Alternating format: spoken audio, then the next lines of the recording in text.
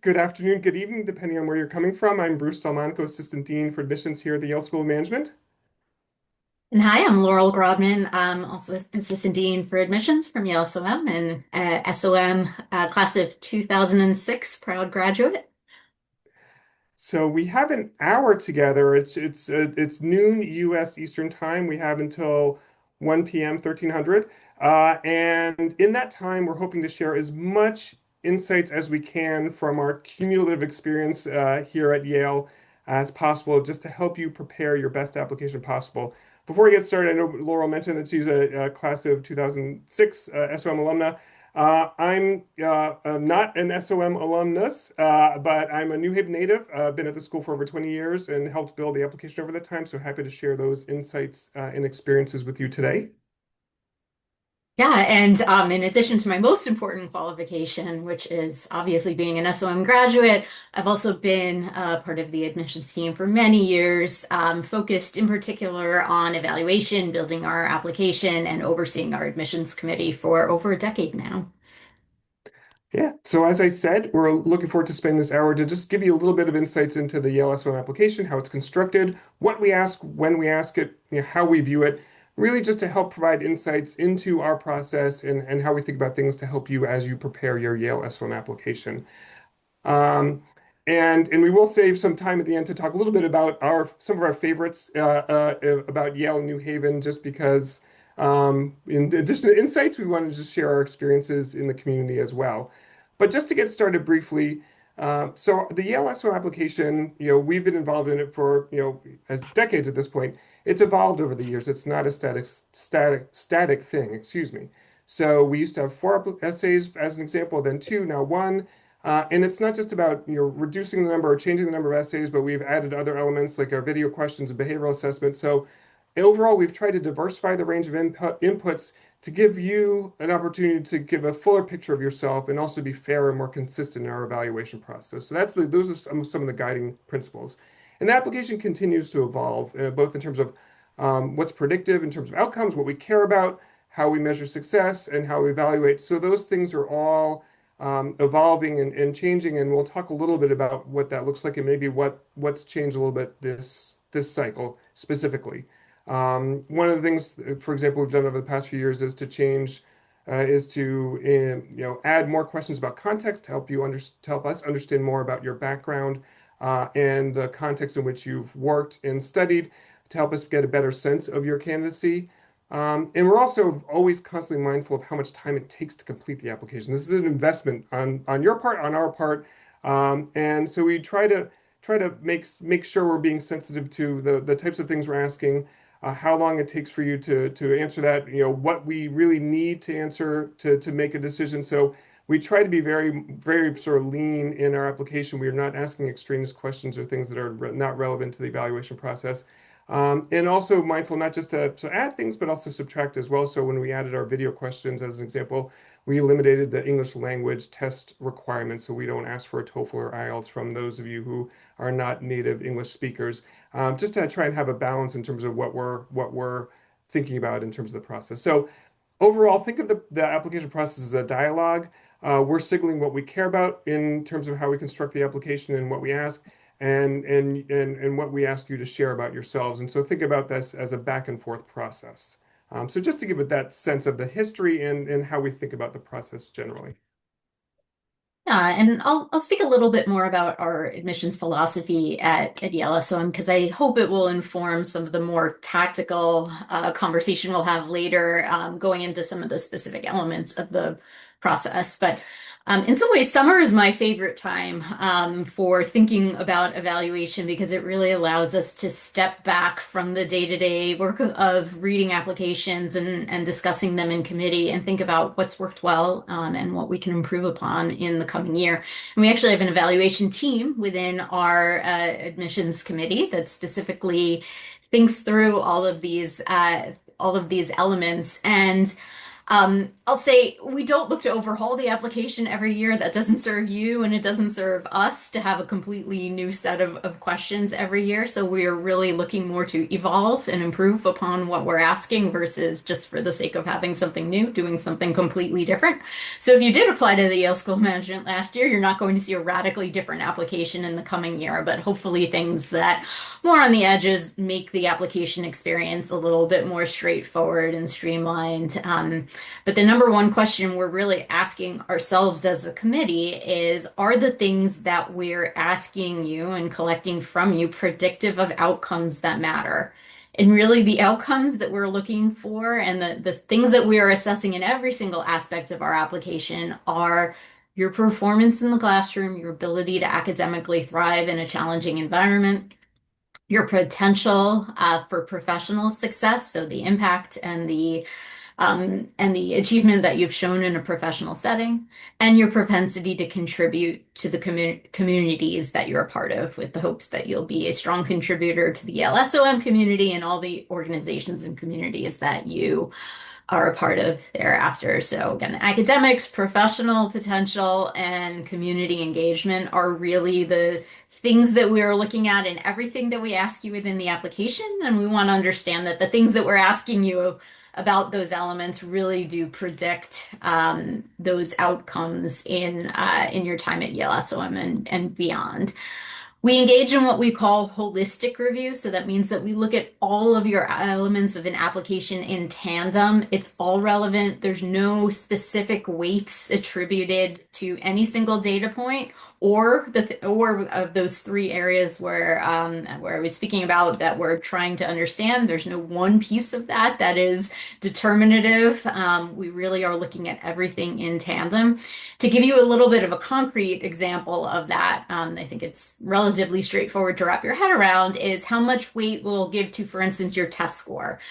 That's going to entirely be dependent on your academic and your professional background. So, for instance, if you studied something less quantitative in your undergraduate degree and don't have as much quantitative coursework, we'll have to rely more heavily on the quantitative portion of your GMAT or your GRE than if you had studied something highly quantitative as an undergrad. So again, there's no one single weight applied to the quantitative section of your testing. It's really going to be dependent on the other information about your quantitative readiness that we get from your application.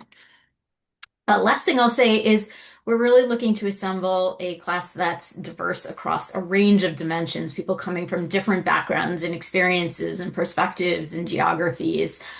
So that really means that there's no one perfect applicant to the to the Yale School of Management. Bruce and I are not going to talk at any point today about kind of what does an ideal candidate look like or who is the perfect fit for the Yale School of Management. You can come from many, many different backgrounds and experiences and demonstrate those three key elements that I was talking about. So um, that's a little bit about our application philosophy. Yeah. Thank you, Laurel. And so now we'd love to turn to the bulk of our time.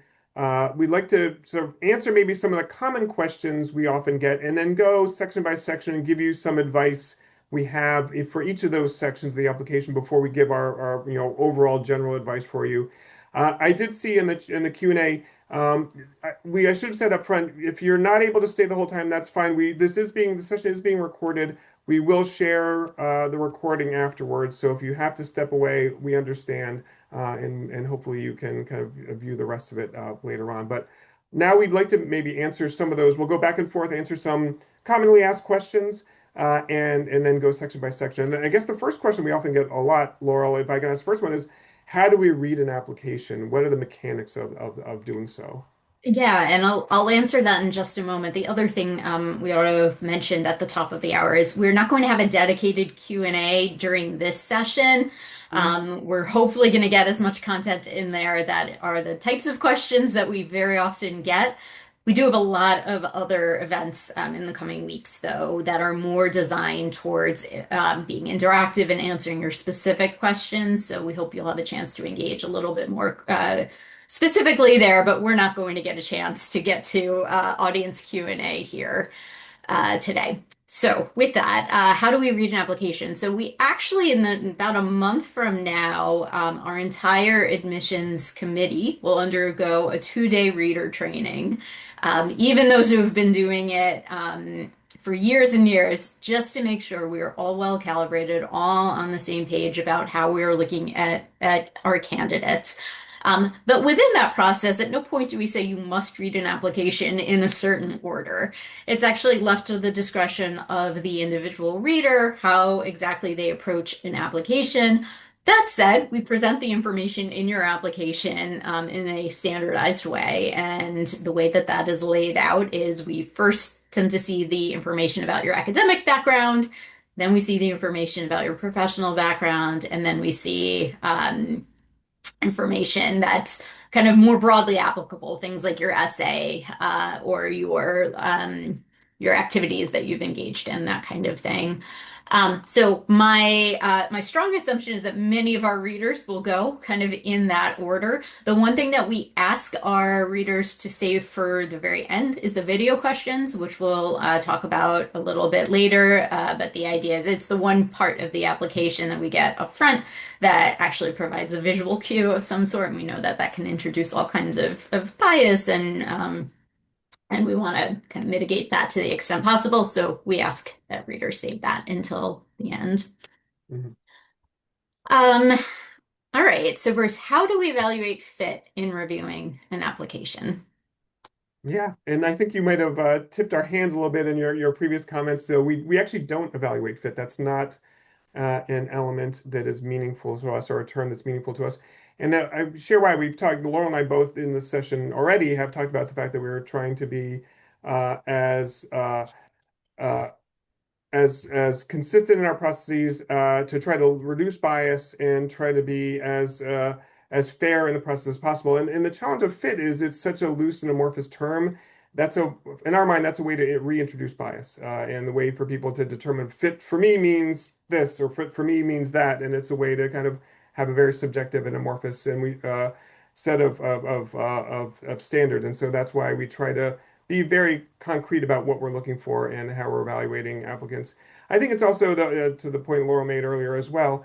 We're looking for such a diverse student body, and when people bring so many different things to the community, and as Laurel said, we're looking to evaluate your academic preparation, your professional potential, and your community contributions. And people bring different aspects of that to our to the school and to our community. And so fit is not really a meaningful way to assess those dimensions that we care about. And so that's why, and the last thing I would say, we also do think of it as a two-way process. So we're talking about the things we care about and how we evaluate Canton, what are, we talk about our mission of educating leaders for business and society and our values.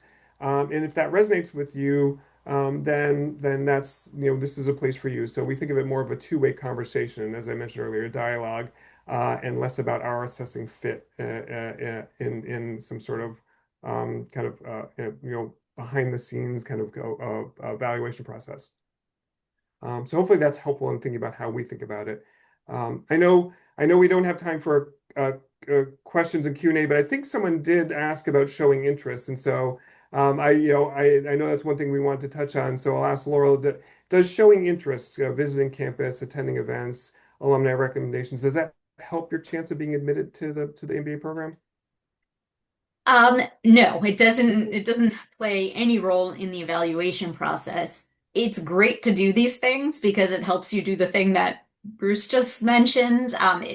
It helps you figure out whether you feel like Yellow SOM is a fit for you, which of course you can use whatever criteria you want to assess that. And so we offer a variety of ways that you can engage both on campus and with our student body and our broader community remotely as well. So I encourage you to do those things because it's going to help you make a more informed decision about where you want to spend the next 2 years. But we don't look at any of that information as part of the evaluation process because it's not relevant to the things that we're assessing. Mhm. Another common question we get, does it matter if I apply in round one versus round two or round three? Because we have that Yeah. as well. Yeah, so we have three application rounds. The first one's coming up in a little over a month on September 15th. Some of you might be thinking about applying then. Then we have our January, I think January 5th, deadline, and in round two, and then in round three we have an April deadline. We also do we are members of the Consortium for Graduate Study Management, so we do have people apply through the consortium on September 15th and January 5th.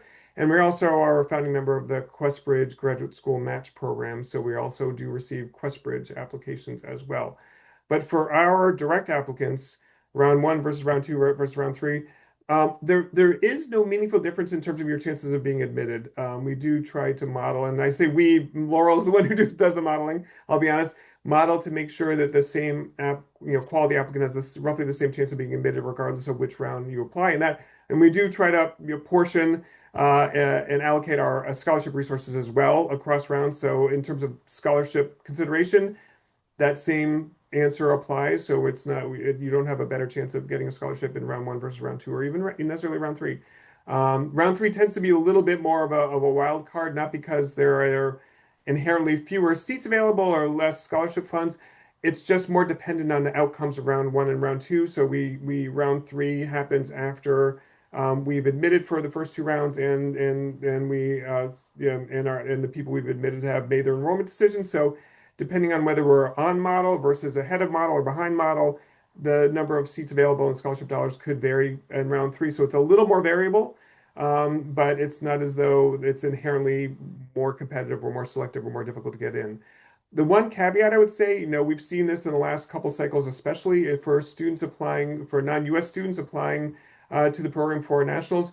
The visa process has been more challenging the last few years, and we're working hard, even right now, working hard for, even though our orientation starts this upcoming Monday, so just a few days away, we're working with our international students to make sure everybody can get here. We work with our Office of International Students and Scholars here at Yale, which is fantastic. We work with our Academic Affairs and Student Life team to help students through the process. But I would say the one qualifier to there's no difference in the rounds in terms of chance of being admitted. But if you are a non-US citizen and are applying, giving yourself more time to go through the visa process can be helpful. So certainly waiting till round three can be more challenging, but even applying round one versus round two might give you a little bit extra time, a little more runway.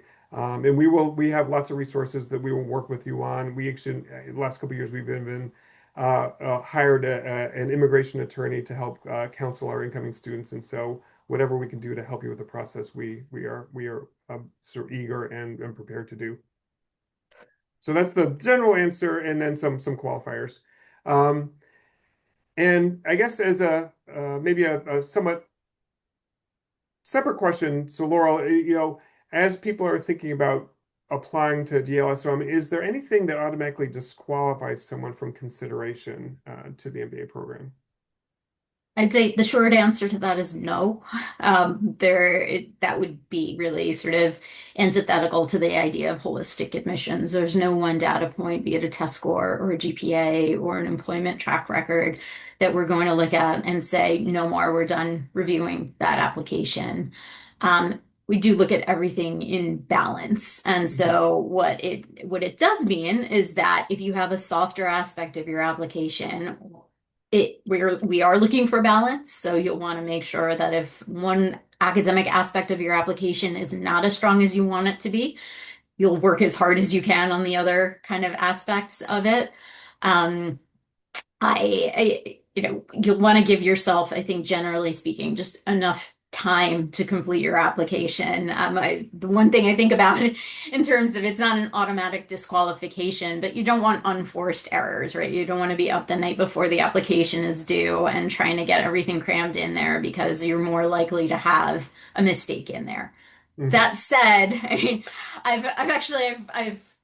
I've heard sort of as a fatal kind of sin in the application world. I've heard other kind of admissions officers mention kind of seeing errors of having the wrong school listed in your essay and things like that. Obviously, it's not great. You want to put together a well kind of constructed application, but even that, I would say, is not an automatic disqualifier. We're not looking for reasons to say gotcha and pull people out of the pool. We recognize that we're evaluating other human beings who are never going to be 100% perfect, but you want to do everything you can to make sure that you're not doing those unforced errors. So give yourself enough time and space to complete the applications is my best advice there.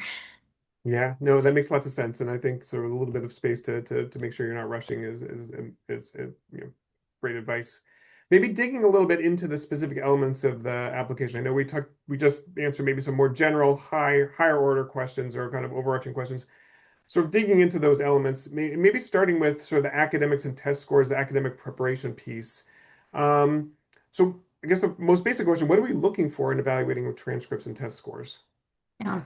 And I think I shared a little bit. We're looking at these things in tandem. So there's no one definitive cutoff or score or data point. We're trying to understand as a whole, are you academically prepared to succeed in the program? So we're looking for evidence of that in multiple places to give you the best possible opportunity. So I think maybe the most important point here is we're not looking at a single data point. We're not just looking at a GPA when it comes to undergraduate transcripts. We're looking at, have you challenged yourself through the curriculum that you've taken? Have you demonstrated intellectual curiosity if you're in a curriculum that allows you to kind of explore different things? We're looking at the trajectory of your grades throughout your experience. So maybe you had a slower start, but things picked up once you found your groove and you've been able to demonstrate stronger performance as you went. So maybe your GPA at the end of the day is reflective of that range of experience, but it matters to us that you've shown improvement and not just, again, not just that number at the end of the day. So those are the kinds of things that we're looking for kind of academically across all that information. Yeah, and I mean, you kind of touched on this. How are grades and test scores weighted?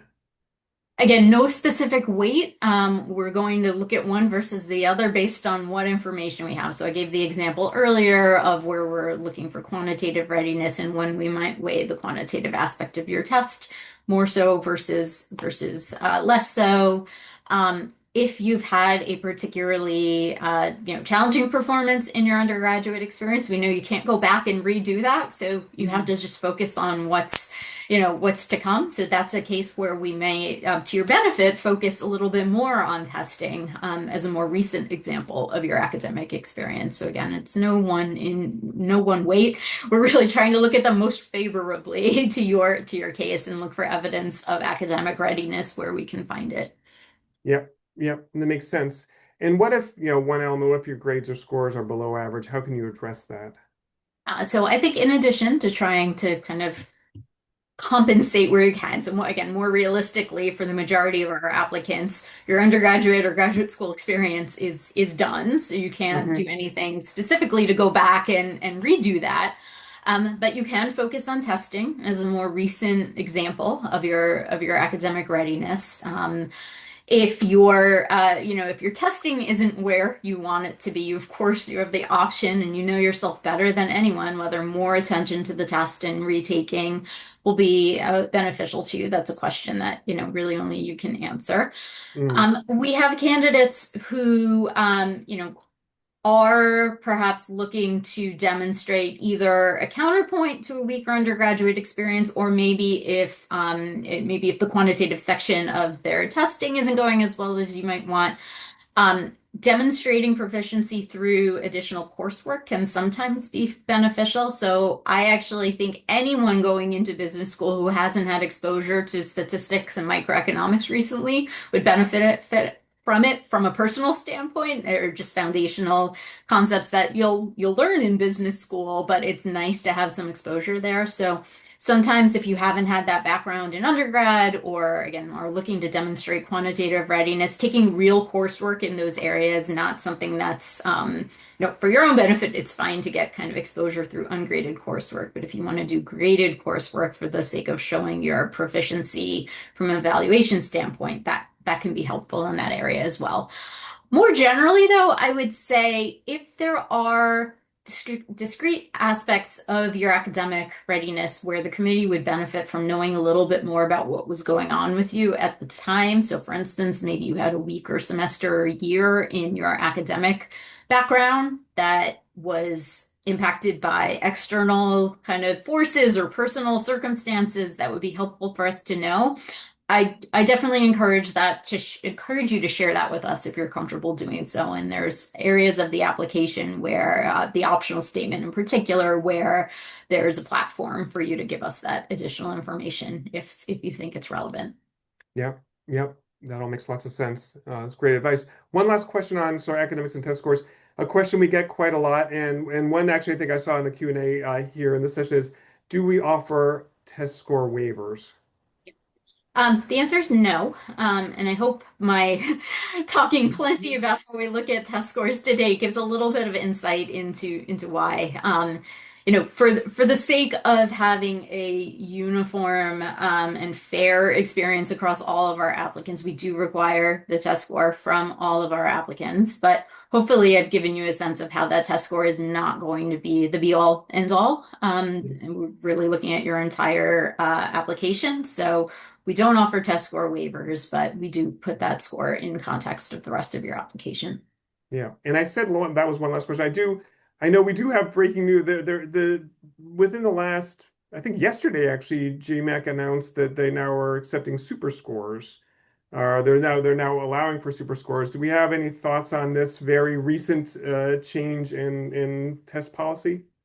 Yeah, so it is new, and we in all schools will be sort of keeping a close eye on this and adapting our practices as they evolve and as we begin receiving super scores. I think what I would say writ large is I'm not sure this is dramatically different from how we're already looking at multiple test sittings in that we've always asked and encouraged our candidates to report all individual test settings because it's helpful for us to understand, have you been working at the test and continuing to take it? We've always been mindful of that. Sometimes you'll have an individual subscore on one exam that is better than your ultimate kind of overall best setting. So again, in Mhm. holistic review, we're always looking at all this information. I do think there is still value to looking at performance in a single test setting. That's what is most validated and we know is predictive of classroom performance at SOM. So I don't think the individual sitting importance will go away. But the super score, I think, we'll have that information alongside as well. And it's not all that different from what we were already getting in being able to see individual subscores across multiple sittings. So more to come. But again, I don't think that this is a huge disruptive change. Yeah, no, that's great. Thank you. I'm sure that's on people's minds as Yeah. this evolves. Yeah, brand new. All right, so why don't we turn? We covered a bit on the academic front, but why don't we turn to work experience and assessing kind of that second piece that we were talking about, your professional impact and potential. So lots of questions I'm sure candidates have around there here, but one of the most common ones we get is around the amount of work experience that Yep. someone has. So what if I have more or fewer than the average years of work experience? Yeah, no, that's a common question, a good question. I would start by saying, we're not counting years. That's not the main dimension by which we are measuring someone's professional experience. We care more about what you've been doing and how well you've been doing it. And we have, we can say, if you look on our website, you'll see the statistics, probably 4.5 years is the average. I'd say the mid 80% is probably sort of 2 to 7 years. But we have silver scholars who are coming directly from undergraduate. We have candidates with 10 or more years of experience. I'd say it probably looks very much like on a bell curve. And the reason being, it's just where what our applicant pool looks like in terms of how much experience people have. But I wouldn't I wouldn't worry if you have, fewer or more years. I think people tend to kind of stress over, oh, I'm only at 3 years, or oh gosh, I have 6 years. We're not really focused on that. And the question we care about is why do you want an MBA and why now? And if you can kind of answer those questions, and why kind of if you have 2 years or 8 years, why the timing is right for you, that's the main thing we're looking at. That makes sense. Another kind of work, kind of amount and trajectory type question. So, Yeah. how do you explain gaps that I might have in my work experience or periods of unemployment, including if you're currently unemployed and applying to school? Sure, sure. And I think, unfortunately, given sort of the very uneven economy over the last few years, we've seen more gaps in work experience. We've seen more periods of unemployment. We've sort of more people applying who are unemployed. And so that's not uncommon. It's not atypical. We do have actually a section in the application, the work experience section of the application that asks for explanations of gaps of 3 or more months in so periods of unemployment. So you definitely should include information there if you do have those kinds of gaps. And I think just be very, very honest, very straightforward about what was motivating that. If it was sort of a reduction in force, if it was, what the reason was, if you wanted to make a transition and needed to take a break. Um, we understand that careers are not linear, that there can be ups and downs, and we're sensitive to that. Everybody, unfortunately, experiences these kinds of setbacks. And so the key to addressing any sort of gaps or periods of unemployment is to help us understand the context of what's happening, help us sort of move past. We're not, that's, as Laurel said, there's nothing that's inherently and automatically disqualifying, but just help us understand and contextualize what's happening and so that we can kind of move past it is what I would say. We see again, I would just last thing just to reiterate, we've seen more of that over the last few years. We're sensitive to it. We understand this happens and it's part of sort of the natural trajectory of one's career. It makes a lot of sense. Thank you. Um, so that's a little bit about kind of backwards looking experience. Looking forward, do I need to have a detailed post-MBA career plan when applying? Yeah, so that's a good question. And I would start by saying, you we don't expect that you will know what you're going to be doing for the next 30 years of your professional career. You might not even know, frankly, what you're going to be doing right after you graduate, and that might very well change. I think probably three-quarters to probably 80% of our students actually change what they want to do after they graduate from the time they applied, and certainly even from the time they start the program. So we're not making admissions decisions based on what you say you want to do, and we know that's a very unstable data point, and so. We are looking to though to see that you've been thoughtful about your career interests. And so I actually, we do have a section in the application called Post-MBA Interest, and we asked you to describe your career interests and how you arrived at them. I've got this up now, and it asks, what have you already done to explore or pursue these interests? What have those efforts helped you understand about the opportunities you're considering and the preparation they will require? So we're kind of agnostic in terms of what the destination of the endpoint is, but we care more about the fact that you're being thoughtful and being diligent about how you think about the opportunities that you are looking to pursue after the MBA. And how does the committee think about or define if a career shift is realistic? Yeah, I mean, you might have a better sense of this. I know you spent some time in our career development office and you're, as an MBA graduate, you've kind of gone through the process yourself. My sense of our general view is if you're at Yale SOM getting your MBA, you will be able to make pretty much whatever shift you want to. But we know that some are more dramatic than others. So if you want to shift industry or function or sector, there are lots of piling on more of those shifts is more challenging. So I think part of it is knowing that you understand the steps that it takes to make that transition and you're willing to go through those steps. So if you're in marketing now and you want to go to private equity, knowing that you're probably not going to go directly into private equity, but you have to go to diversified financial services and then go into investment banking and then go from there into private equity, that it's a stepwise approach. If you understand the steps that are involved, we have much more confidence that the shift is realistic because it's less about basically you can coming to a Yale SOM, you can get to any endpoint, you can get to any destination, but the steps you take to get there might be more involved depending on where you're coming from. So just knowing that you understand that it's realistic, that you're willing to put the work in, I think is the key thing. And that maybe kind of loops back to the post MBA plan. If you have a destination that's a few steps away, showing that you know what those steps are, that you're committed to taking the putting in the work to go through that process is really that's the main thing that we care about. So that's what I would say about that. Great, thank you. Um, I know, and another big element is are the sort of essays and recommendations, and I probably the recommendations to do come maybe are part of maybe work experience, but I'm going to put them in essays instead. I know that that's is our big topic of questions we get in the essays, especially. I'll start there. So we ask you to be able to choose from one of three choices: your biggest commitment, the most meaningful community you've been a part of, and the greatest challenge or the greatest challenge you've faced. So I guess basically, why are those the essay questions? How should candidates think about which prompt to respond to, and are we looking for different things in responding to each of those prompts? Yeah, maybe I'll actually start with the last one in Yeah. terms of are we looking for different things? So the answer is no. I think they're all flavors of the same question, which is giving you a chance to speak about something that matters deeply to you. And this can, we actually, just for a little bit of history here, for many years, the biggest commitment flavor of this question was our sole essay prompt.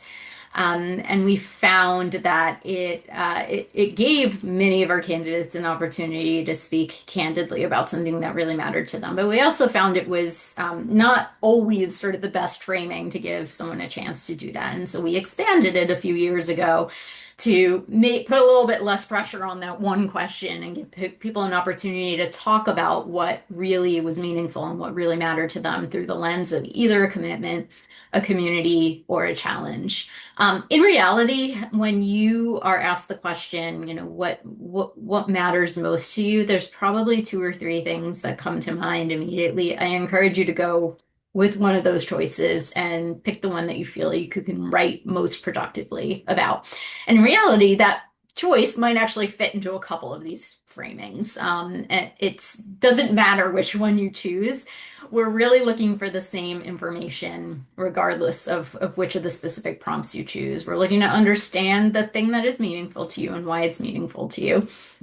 But I would encourage you don't spend the entire essay talking about the why. What we're really most interested in the how is in the how. So what are the actions and the behaviors that have supported that commitment or that community engagement or your approach to that challenge? As hopefully we've been communicating, we're big believers in the idea that past performance and past behavior is the best predictor we have of how you're going to perform and behave in the future. So we're really looking to get a chance to understand with something that matters a lot to you, how have you approached it?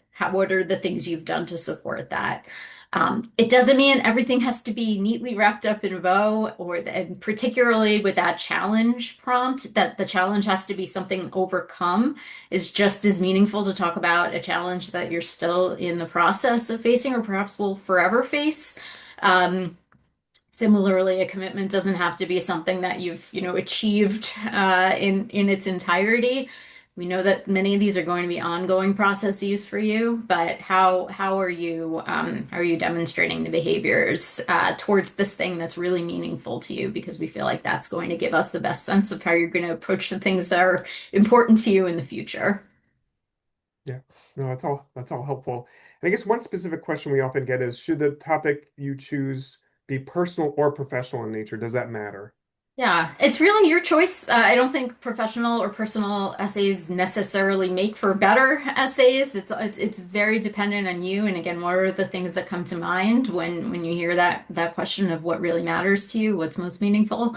The one thing I would encourage you though is to think about, we do get, by the nature of the rest of the application, a fair amount of professional information about you from yourself and from your recommenders. It doesn't mean that a professional topic isn't the best response to this for you, but I would just encourage you to think about, is there more information that hasn't already been expressed through what we're seeing in the aspects of the application that already ask you about your professional life and impact? Mhm. Um, so, probe for whether there is an additional personal response there, but it doesn't mean that a personal response is going to be the better one ultimately. Yeah, yeah, no, that makes sense. Another question I think we get a lot in addition to the personal versus professional is, should I discuss why Yale or why an MBA in the essay? Yeah, I would say don't focus on that. It's certainly not expected. This isn't some covert, way for us to get at, do you really want to come to Yale? We would have hopefully you get the sense we're transparent about what we're looking for. If we wanted that as the response, we would have asked that question. You're not prevented from, if your commitment or your challenge or your community naturally points to some aspect of why you're looking for an MBA or why you want to be at Yale, you're not prohibited from saying that, but I promise you we're not looking for it. And the prompt is a 500 word response. That's not a whole lot of real estate. I would encourage you not to carve out a significant chunk of that answering the kind of a why Yale or a why MBA. The words will go quickly enough. So certainly no obligation to answer that. Yeah. Any other general essay question guidance that you would offer? Maybe just that, every school does have its own essays and their own reasons for asking for this information in the way that they want. So I wouldn't make the assumption that something you've written for another school can be sort of easily converted uh into our prompt or vice versa. I think that's sometimes when people kind of get into trouble where, you've written an essay that was clearly intended for some other purpose and then it gets kind of inserted into another school. And that goes back to just giving yourself the time to do this completion. I'm not suggesting you need months and months to respond to these essay prompts. I don't think that would be the best use of your time, but do make sure that you're, giving thought to each of our schools' individual prompts. And, a good piece of advice that we've been giving for many, many years is give somebody else, I would encourage a human being, not AI, to give another human being your essay without the prompt that you're responding to and see if they can kind of, recreate what they think you were being asked to talk about. And that's a pretty good signal of whether you're on track with answering the question. Yeah. Well, since you opened the door, do you have any thoughts on the use of AI generally, not just in the essay, but in the application process more generally? Yeah, it's a good question. I'm sure on a lot of people's minds. So we do have a sort of, I wouldn't call it a policy within our application. We give guidance on AI that we've thought through as a team, and I think is probably a great place to start before you start looking at the application. But my best articulation of it is, we're not prohibiting AI by any means. It would be, I think, naive to do so, and it's a part of our lives in so many different ways. So we assume it's probably going to be a part of your MBA application experience as well. That said, I would use AI the same way that you would use another kind of trusted human being in your application process, and that you wouldn't hand over your essays or any other aspect of your application wholesale to another human being. It would no longer be your application and no longer be your voice. It would instead use AI as a companion for brainstorming or for fine tuning and grammar checking and those sorts of things. But the voice that comes through in your application needs to be yours, as well as all of the facts that are represented in there.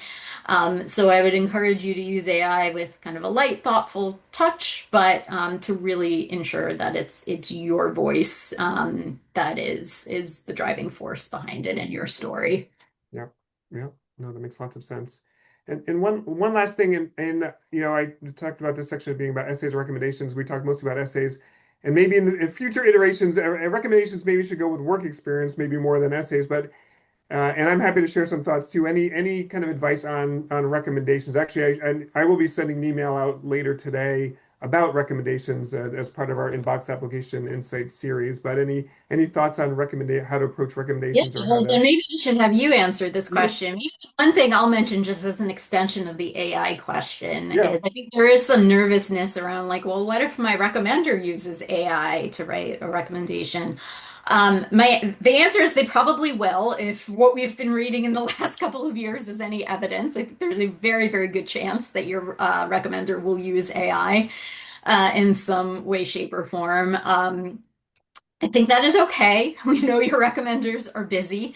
They have a lot of information, that they probably want to synthesize in talking about you and your experience. So we are not making judgments on you based on what your recommender is or isn't using kind of within that context. I would encourage you to find a recommender who you know is going to invest themselves in representing you. If they hand the entire task over to AI, it's probably just not going to be as robust a support mechanism for you or as useful a recommendation, but you don't need to worry about being kind of eliminated from the process because your recommender may have chosen to use AI. But Bruce, I'll turn it over to you maybe for more general advice about the recommendation since you're about to share that advice more broadly. Yeah, I think just briefly, not to go, I mean, that email will be coming out, so we'll give you more detailed recommendation advice and how to select the recommenders.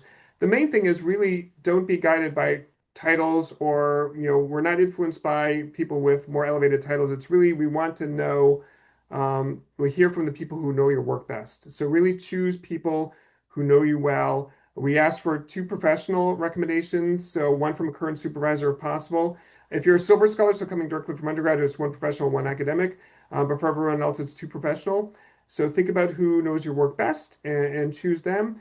And I think in terms of asking, one thing I would say is give them time to write the recommendation. And also, however you want to phrase it, do you have time to write a positive recommendation? Do you have time to write for me? If they inherit, you should know who's going to write a positive recommendation, but give them an out in case they feel there's any reason why they won't. And then maybe sit down with them before they write the recommendation, not to tell them what to write, but maybe to remind them of, what things what your projects have been, what outcomes, what you've been able to accomplish with them. Um, can be very helpful. We've gotten lots of questions. If I could take a quick pause. I know we have maybe a few minutes left and a few more things to get through, but um, I've got a lot of questions in the Q&A that we're not going to be able to get to. I just want to just put in the chat resource, our application guide. A lot of the things we've been touching on and more are in the guide. A lot of the questions you've been asking are in the guide. And so it's a great resource for you if you have specific questions. And the other thing I would say is that hopefully this event has been helpful to you. But I would also highlight we have lots of other events coming up, including for those of you who are looking to apply in round one or for our September 15th deadline. We have lots of Q&As coming up that are very like application workshops where you can get into much more detail about the specific questions you might have about about the various elements. We've tried to touch on some of the main things, but there might be more specific questions. So feel free to join those events and feel free to use the application guide as a resource as you're going through the process. I'm gonna make a plug for one more thing. It's super unexciting on the surface, but we put a lot of effort into our application instructions. It's actually one of the things that the team spends the most time on in the summer, making sure what we're asking is crystal clear. Based on the responses we've gotten in the last year, that suggests that maybe we're not being as clear as we think we are. So Mm, I actually think it's great that you're here today. It's great that we have the application guide, but if all you ever looked at was the application instructions itself, I still believe you'd have everything you need to successfully complete the application. So if you haven't opened up an application yet, even if you're not planning on applying in round one, I think that's a really good place to start for some guidance as well. yep. No, I think it's a good point. All right. We have Let's about move 10 minutes. into Oh, what's sorry, go that? ahead. No, sorry, Yeah, you go. let's move into, I think, the last just elements of the application that we'll want to spend a little, or two elements of the application we want to spend a little bit of time on that are somewhat unique to the Yale SOM application experience, and both come after you hit submit. Yep. And you have a couple of extra days to complete our video questions and our behavioral assessment. So why don't we start with video questions? Bruce, can you just describe briefly what are the video questions? What's that part of the application experience? Yeah, so as Laura said, these are post-submission elements. So after you hit submit, you all have a few days to complete both the video questions and the behavioral assessment. The video questions, there are two questions that you have between I think 60 to 90 seconds to respond to. Is it shorter 60. now? 60 It's seconds to 60 respond. each. Yeah. And they're not meant to be, you will be able to test out the platform. This is through Kira Talent, which is our partner platform. You'll be able to test out your connection. You just need, an internet connection and a webcam. And you'll be able to answer some practice questions, and then you will be given live questions, and you will have, again, 60 seconds to respond. They're not meant to be trick questions. They're meant to be, give you a sense of, um, you know, more straightforward question about your interest in the MBA and maybe a little bit more of a kind of a thought question for you to respond to. The idea is just to give a more kind of again holistic three-dimensional picture of you as a candidate. We've said all along we've done this. We were one of the first schools to implement this element. We've been doing it for over a decade. I don't know even if 10, 15 years. Um, we use it very lightly. It's not going to be a main driver of of an admission decision, but it's more just to sort of give us a little bit of a sense. We do use it to evaluate English language for non-native speakers. So that's why when we eliminated the TOEFL or IELTS requirement, the English language test requirement, we did that in tandem with adding the video questions. So we do use it for that purpose. We feel like it's a lighter lift for you all than having to pay for and take a test. You can just spend, it probably takes maybe 20 minutes to complete, and use this element. And we also just to get a better sense of you as a candidate. So we use it to lift people up. It's not tends not to be a sort of disqualifier of anybody. And again, we use it very lightly.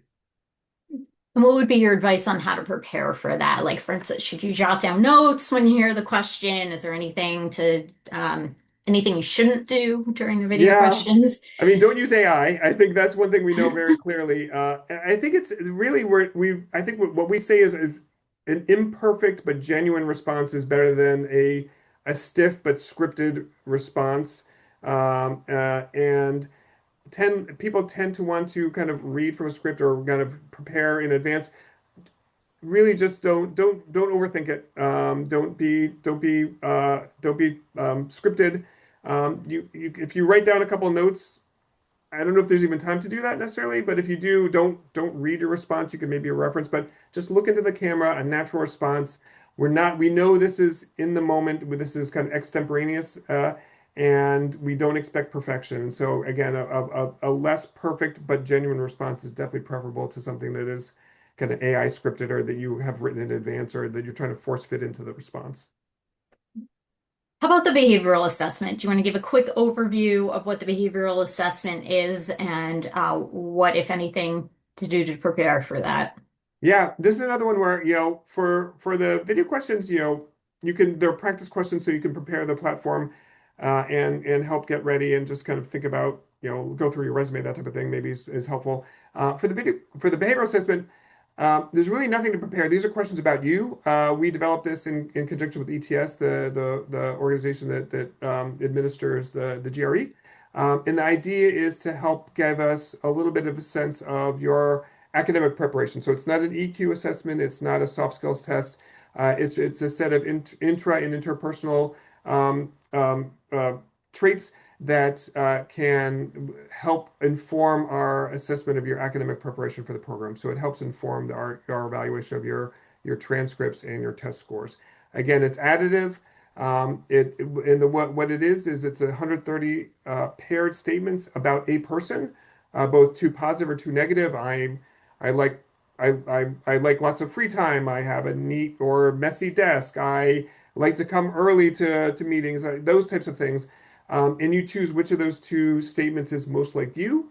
And then it's adaptive, so no person gets the same 130 statements, but you cycle through those, and in the end, it'll give us a profile that we use to enhance our evaluation of your academic preparation. We only use it if we have concerns or questions about your academic preparation. So if you are academically otherwise qualified, we don't even use the behavioral assessment. It's only to help lift up people who maybe are a little more on the margins academically, and we only use it to lift up. And we don't use it so it can only be a positive, and only used in those circumstances to give us more comfort about your academic preparation, your academic readiness. So the goal is to be able to bring in more people to our community with a broader range of backgrounds. And so that's how we use the behavioral assessment. Nothing to prepare. It's about you. It'll take, again, about 20 minutes to complete. And it's a little bit different than what you might experience elsewhere. But it's really kind of an informative, interesting, I think, tool. Okay, great. So we've got about 5 minutes to Oh, go. So geez. we're going to have Okay. to be really on point here. We're going to Yes. do New Haven, Yale speed round, but it's truly got to be speed. No explanations. Just we're throwing out tidbits and people can follow Yeah. up on them as they choose. Okay. Yeah. So we're going to start with favorite New Haven or Yale activity, and you can answer and then I'll answer. All right. Since we just did this as a team retreat, and I think it was really fun. It's Lost in New Haven, which is a museum about New Haven history. It's really actually very cool. Okay. I'm That going to was go it. Arts and Ideas, which is a summer festival that happens every year. All right, favorite Yale tradition. I mean, you're the Yaley, so I don't know why I'm going first. I'm gonna choose. I've been to Maury's and done the Maury's Cup where you, was that going to be yours? Yes, but that's okay. I'll choose another one. Okay, sorry, but you've done it more than I have, so you can explain what it is and then maybe choose a different one too. All right. Well, more is I'll let people do their own research there, or maybe come back for another event to learn more about. I'm going to pick commencement. I actually think that Yale does a fantastic job celebrating our graduates, and so I really look forward to commencement every year. Yeah. Best non-pizza restaurant. Yeah, so and I'm sorry, I should have chosen the Yale Harvard game as the other tradition, which is also a fantastic one, but instead of Maury's. I'm going to continue to go with sitar, my favorite Indian food. The tikka fries are amazing. So I'll stick with that. I'm gonna go with Claire's Cornucopia, which is an all-vegetarian restaurant that's been around for like 40 years, and in particular, their Lithuanian coffee cake. Nice. Uh, Best coffee. Speaking of coffee, I'm going to go with coffee with a K and a question mark at the end, which is a few blocks from where we are, and it's just it's a fun, funky place. So I always like that. I had the same answer there, although there's tons of good coffee in the area. Although I have to say, I probably frequent the Evans Hall Cafe more than or McNay Cafe more than anywhere else. So we have in the building, I think, quite good coffee. All right, and then of course the quintessential New Haven question: best pizza. I think if you're going purely on taste, I think you got to go Sally's. We were just there as a team as well, and it was not its best Sally's day, but it was still very good. Okay.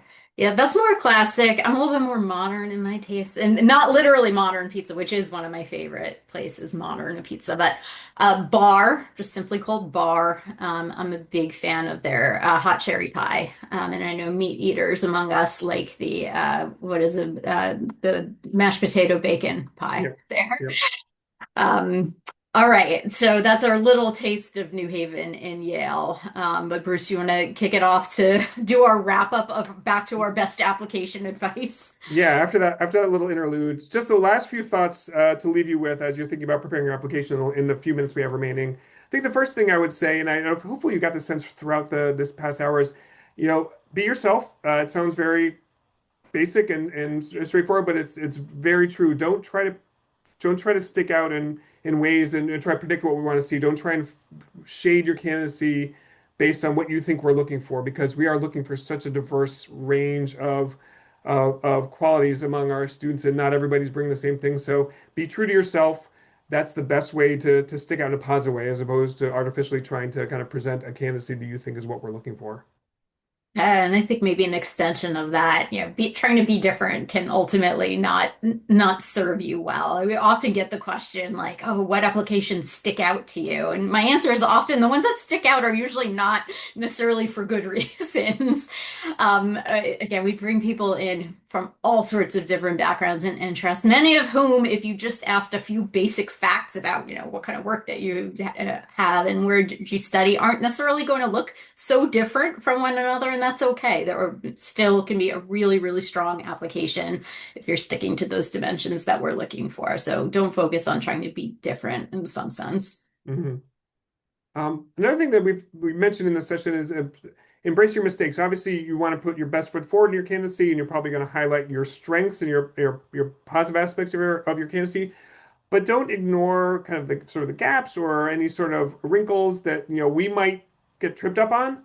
If you present them to us in a way that helps us understand and get moved past it, that's better than just ignoring any sort of mistakes or items that are less strong. And it will allow us. It'll be probably a more effective way to approach it. I think the tendency is to try to hide from them, ignore them. We'll see them. Help us get past them is the thing I would say.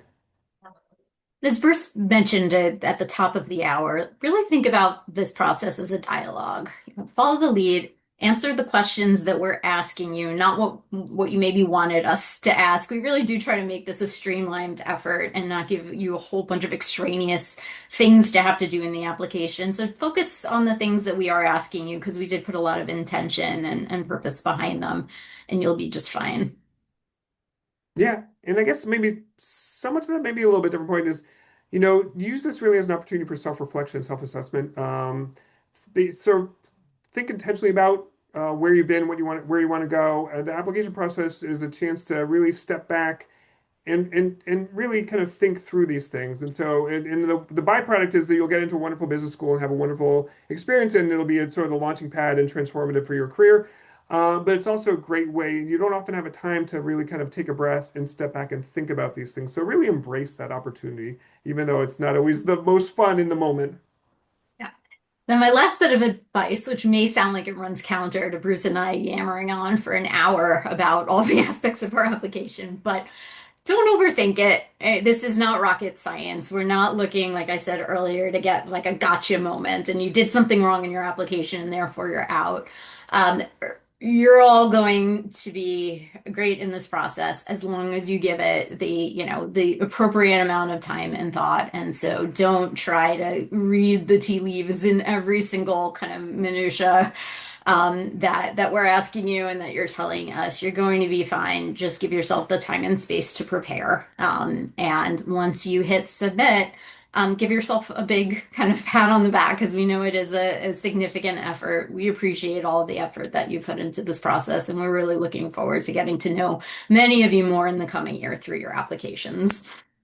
Yeah, very much. And just to wrap it up, we want to thank you for taking the time to be on the session. Hopefully, it has been helpful, especially if you're applying in a month in round one, September 15th. But even if you're thinking later in the year or future years, hopefully this session, the other events we have coming up, which we have the link in the chat, and in the other resources we have, as Laurel's mentioned, the application instructions themselves, our application guide, just ourselves being resources as questions come up. We're happy to help try to make the process as transparent and as straightforward as possible. And we wish you luck in it. And hopefully we will see your application and hopefully maybe see you at SOM a year from now. Thank you Great. Take all. care, everyone. Thank Have a you. great